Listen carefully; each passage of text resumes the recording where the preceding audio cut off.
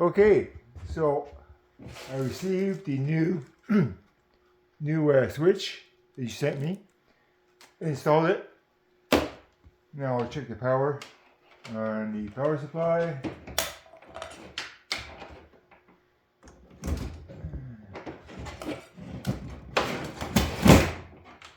So the power supply is giving me, let's see here,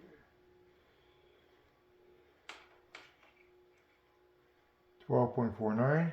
I'll even try the battery here. And the battery has 12.80. So now we'll try the power. And I have a good fuse.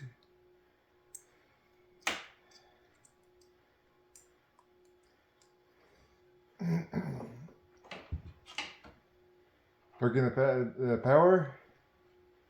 Still not coming on. So it's not the switch. It's probably the motherboard inside the box here. I'll try this one to confirm.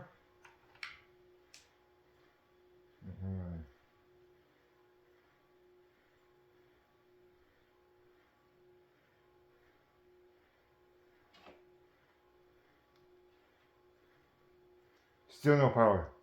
So it's gotta be the motherboard.